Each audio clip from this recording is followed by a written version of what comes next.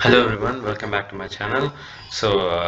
Big day in the world of chess. The world chess champion in Dubai, Magnus versus Jan, the world champions, and of course is a competitor for Magnus. So the first game ended in a draw, which I think most people were expecting the draw, because I was watching the live and I saw these comments, and some were like, it's a draw, of course. So let's see. Jan with white opens with e4. Magnus responds with e5, knight to f3, knight to c6. Just the basic stuff. Now you have to defend your pawn. We have bishop to b5, attack the knight. The rule opens again. Now white is also ready to castle.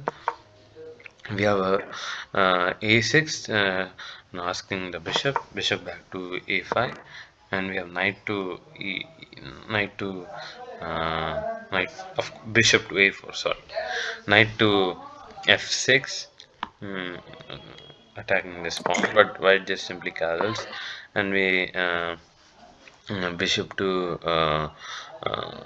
e7.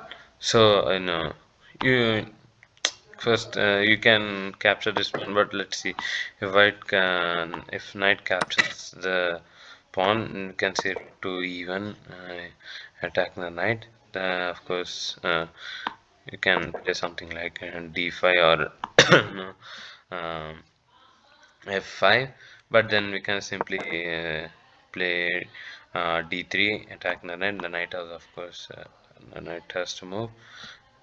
So knight back to c5, let's say, and then you can see knight captures on uh, e5. Now you can't capture this free bishop, because then knight captures, the knight would come with a check, and then of course your queen would fall. So that's the big idea. We have so there are many ideas in this position. So instead, Magnus plays a bishop to e7. We have rook to e1, gaining control on the e file. We have a b5, further attacking the bishop, pushing it back. Bishop back to b3, castles from black, and we have h3, stopping knight to g4, knight to a5, attacking the bishop. Knight captures on e5. Now putting some pressure on this f7 pawn. At some point the rook moves, but of course Magnus captures the strong bishop. So knight captures on b3, a captures on b3, opens up the file, a file for the rook.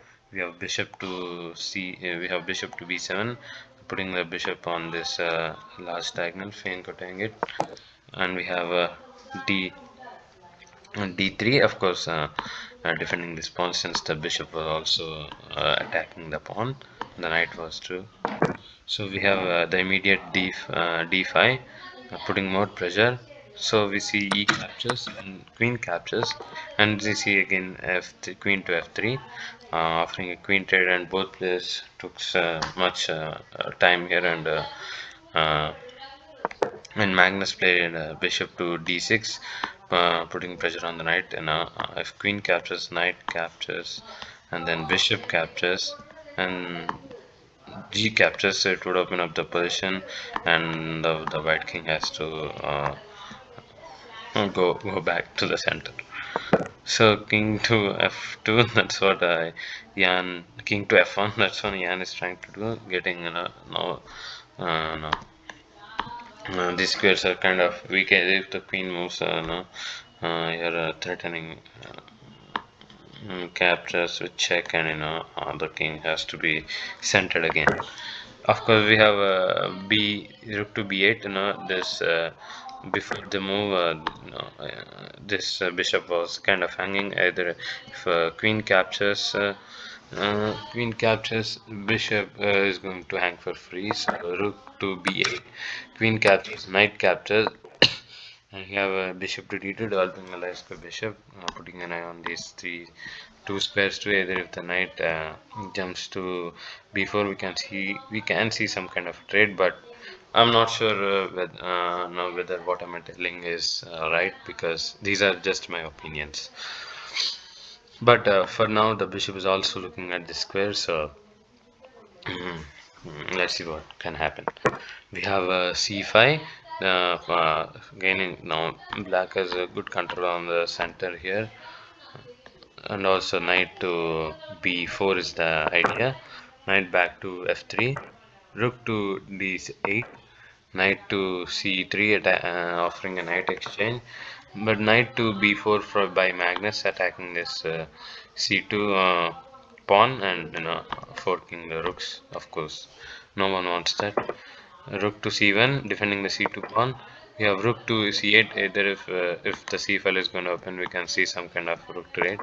Knight back to e3. The knights can jump on this side of the board to get some activity done. Knight back to c6, bishop to e4, putting some pressure, but let's see. Knight back to e7, bishop to uh, bishop to f4, offering a bishop exchange, for an exchange of ducks for bishop. But first, like bishop captures on f3, removing one of the strong knights. G captures on f3. Also, this doubles up the its pawn structure. Now we see bishop captures on f4, knight captures on f4, and we have rook to c6. Of course, this pawn was hanging, so black had to do something about it. We see rook to e1 by Jan, attacking the knight. Knight to f5. The knight can jump. The knight can come to d4, and I can go for c2. So we have c3, not allowing knight to uh, come on d4. Knight to h4, aiming at the undefended f3 pawn. We have rook to e. We have rook to e3, defending the knight pawn, and also looking up to double on the e file. So we see king to f8. So just getting king closer to the square, so that uh, you can white. There's no meaning for white to double on the e file, because the rook and the king are keeping an eye. So knight back to g2, offering a knight exchange. But knight to f5, attacking the rook. Rook to f5, attacking the knight. Sorry, rook to e5, attacking the knight. And we see g6, defending the knight. Knight back to e1. The and knight back to f. Knight back to g7. No, the rook has can connect with this rook again. So but the rook is also putting some pressure on this pawn too. So rook back to e4. We have f5, further threatening the rook back to e3. Knight to e6, bishop, queen, sorry, knight to g2.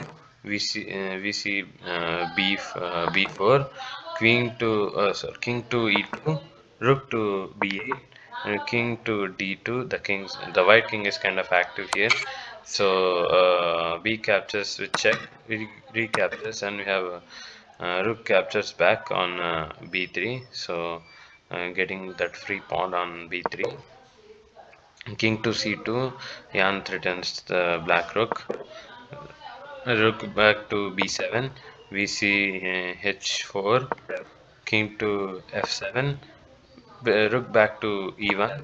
King to f6. King to f6. Now the rook is the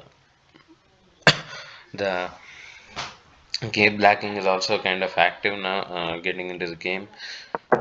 Knight to e3. Rook to d7. Knight to c4. uh, Knight to c4, and the idea is, if you go move the king back, then knight to something e5, but also not if only the king was of course the rook is also aiming at this e5 square. So knight to e5 is the actual threat, so that would fork both the rooks. So Magnus doesn't want that, and he plays rook to e7.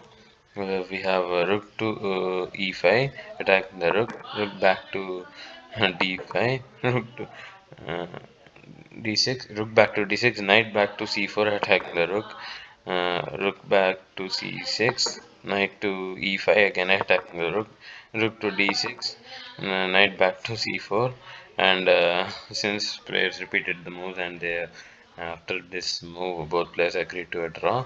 So let's see what happens in the next game. So hope you guys enjoyed the game. I'm so excited for all these upcoming games. So stay tuned.